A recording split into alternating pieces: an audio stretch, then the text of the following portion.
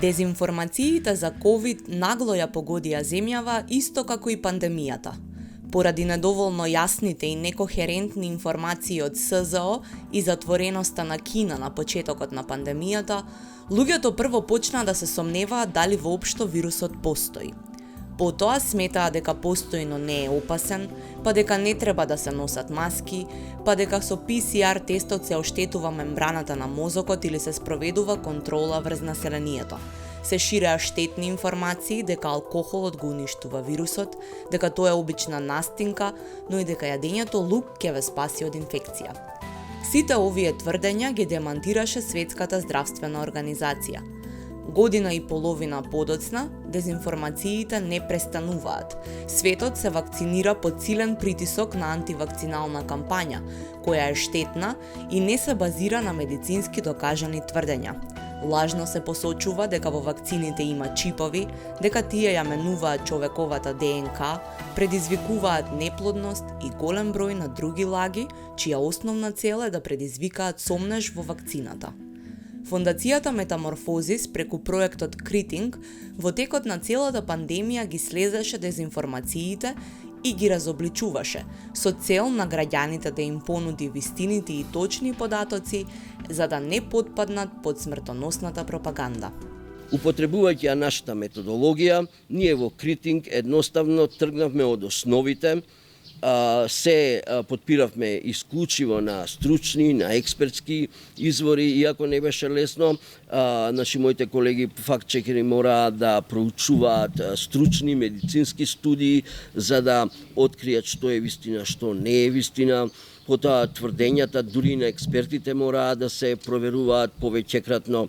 Ама на крајот мислам дека сега особено, година и пол од почетокот на пандемијата, многу работи се појасни и сега и нашата работа е појасна. Тоа не значи дека бројот на дезинформации се намалува.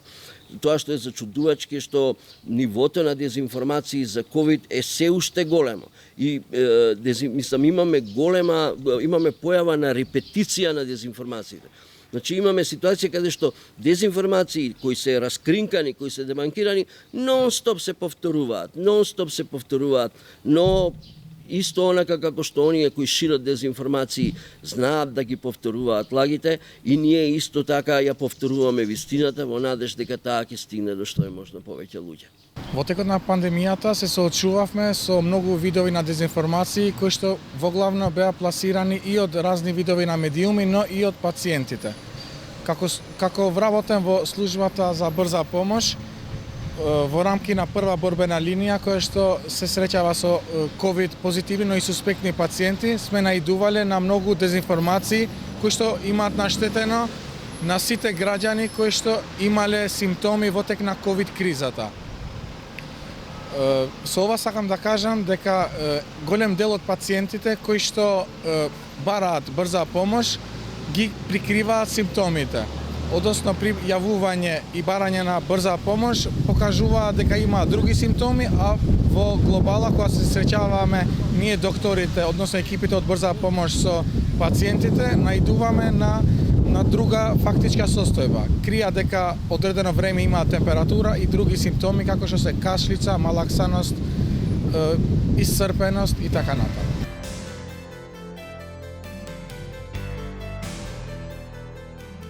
Во исто време, додека се соочувавме со дезинформациите околу COVID пандемијата, се појави и трендот на интернет реклами за медицински препарати кои што користат манипулативен маркетинг. На интернет врие од реклами за препарати именувани како да се лекови и тоа со представени лажни доктори.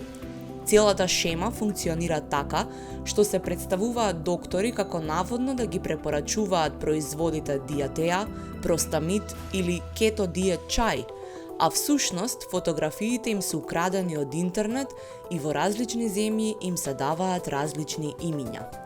Наеклатантен е примерот со рускиот адвокат Хенри Резник. Неговата фотографија во Македонија е лажно представена како да е доктор Миодраг Атанасовски, раководител на одделението за васкуларна хирургија на Универзитетска клиника во Скопје. Таков доктор не постои, но тешко е дека конзументите би можеле тоа да го препознаат на лесен начин. Така, во оваа реклама за Простамид, ќе прочитате дека доктор Јован Крстев е раководител на Македонската асоциација на уролози и дека неговата асоциација го препорачува овој производ. Арно ама, доктор Јован Крстев не постои и не е раководител на Македонската асоциација на уролози. Вистинскиот раководител во моментот на објавување на рекламата беше професор доктор Оливер Станков. Тој за вистиномер изјави: Го пријавив ова во полиција и нема некоја реакција. Името на Сдруженијето на уролози е злоупотребено. Не сум слушнал за овој препарат и не е точно дека сме го одобриле или дека го препорачуваме. Ова е криминал. Ниту еден од тие лекари во рекламата не постои. Нивните имиња се измислени.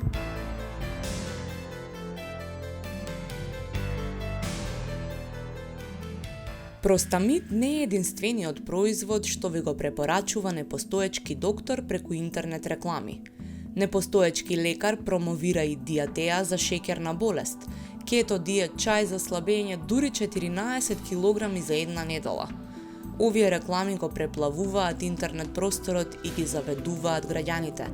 Не се знае колку производите се делотворни, но се знае дека се рекламирани со заведување и неточни информации. И скапи се.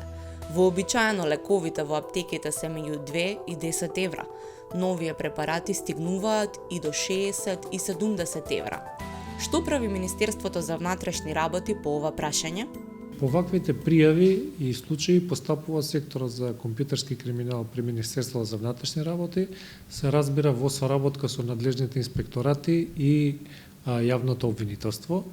Таквите случаи треба да се пријавуваат меѓу другото нели и во Министерството за внатрешни работи и потоа се преземаат стандардните мерки наменети во вакви случаи. Значи се испитува кој ги пласира тие, од кои адреси, доколку станува збор, бидејќи во овие случаи главно станува збор за лица кои што тоа го прават од надвор од државата, се бара и меѓународна полициска соработка и сето тоа во координација со обвинителството со цел да се расчистат. Ја користам оваа прилика да апелирам до граѓаните да не наседнуваат на ваквите лажни реклами фактички, односно измами со кои што не само што ќе можат да им бидат одземени парите, туку можат да имаат нели сериозни здравствени проблеми доколку употребуваат вакви непроверени производи.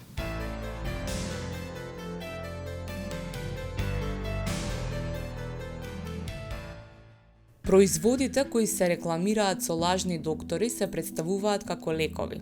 Смее ли некаков препарат да се рекламира како замена за операција или масажа и тоа без медицинска препорака и преглед, туку само врз основа на маркетиншки флоскули и какви се случаите на кои работи Државниот здравствен и санитарен инспекторат? Рекламирање на препарати со име во наводници екстра лекови, односно препарати кои имат многу брзо и апсолутно позитивно делување, има многу често.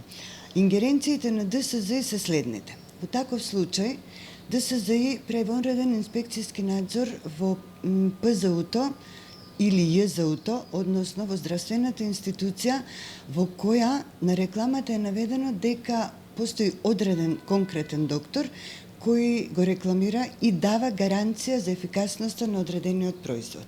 До сега сме имале случаи во кои по иницијатива конкретно на ваши колеги сме вршеле вонреден инспекцијски надзор за одредена крема со многу ефикасно дејство, ефикасно во наводници, каде што беше посочено дека ја рекламира доктор вработен во една еминентна приватна здравствена установа.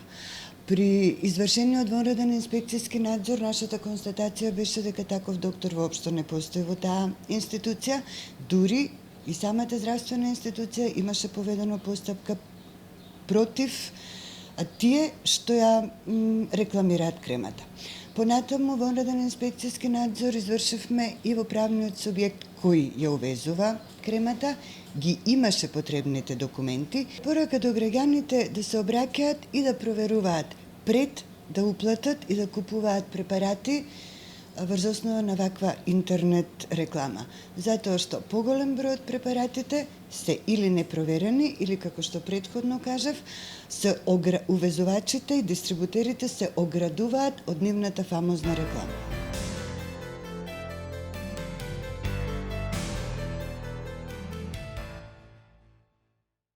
И потрошувачките права се разнишани, затоа што рекламирањето треба да биде често и базирано на вистини, а не на бајки со фантом ликови. Овие реклами содржат лажни интервјуа, безмислици, информации дека државните органи го спонзорирале препаратот за да се употребува, па се до фотографии од познати руски адвокати, представени божам се лекари.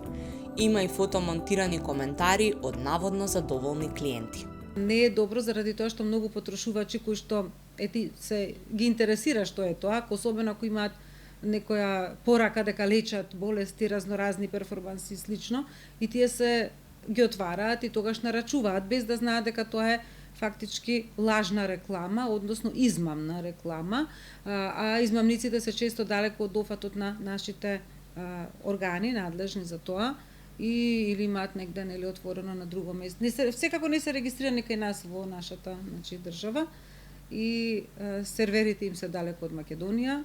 Граѓаните единствено што може да се заштитат е пред се колку што може да ги игнорираат ваквите пораки дека лечат било какви, дека нешто лечи било што, заради тоа што тие се измамни и едноставно да ги препознаваат дека се измамни. Малце може би потешко тука е да ги препознаваат, меѓутоа доколку видат вакви пораки, ги отворат и видат многу имиња кои што се задоволни со тој производ или видат некакви доктори дека се, секогаш да бидат предострожни затоа што тоа може да е лажна реклама, да не наседнуваат на овие лажни вести, односно реклами, и особено заради тоа што кога ќе видат натре при порачката дека нема број за откажување, дека едноставно не може да се откажат во рок од 14 дена од купувањето на производот и дека нема одреден темплейт за откажување, односно одреден формулар за откажување, тие да не наседнуваат на тоа, никако да не купуваат на тој начин, затоа што тие производи се прво не безбедни, не знаеме колку се безбедни, може да остават и некои други последици, дали се креми за лице, дали се за реума, дали се некои лекови кои што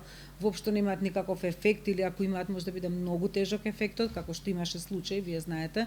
Така да особено кога се работи за лековити својства, производи кои што лечат, тука многу треба да се внимава, никако да не се наседнува.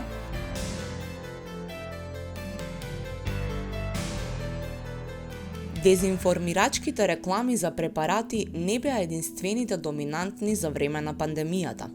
Анализата на дезинформациите поврзани со ковид во земјава на фондацијата Фридрих Науман и Метаморфозис покажа дека е неопходно да се гради култура на критичко мислење и општествен диалог на сите нивоа. Анализата, спроведена на 479 антидезинформацијски написи, покажала дека 1/3 од нив е верзија која што кружи низ целиот свет, со главно потекло од САД, Русија и Кина. За жал, медицинските власти често посочуваат дека фактор на смртност е што дел од пациентите бараат медицинска помош предоцна, зашто претходно губеле време со алтернативни пристапи како инхалации или горење темјан, пиење алкохол или гаргара со солена вода, лук или кромит, јадење зеленчуци и тревки. Таквите дезинформации опфаќаат 5% од примерокот, при што дел од нив се однесуваат и на наводно чудесни лекови за други болести, често недостапни локално, верски и магиски ритуали или спраз преку сончање или промена на годишните времења, UV зраците и снегот. Манипулациите со мерките исто така беа застапени за повеќе области.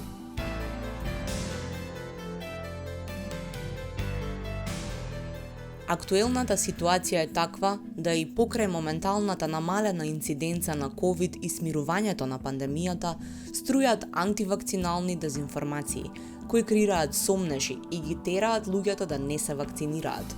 И лажно рекламираните лекови и понатаму го окупираат интернет просторот, чекајќи на новиот плен за богата заработувачка. Борбата со COVID-19 дезинформациите продолжува со засилено темпо.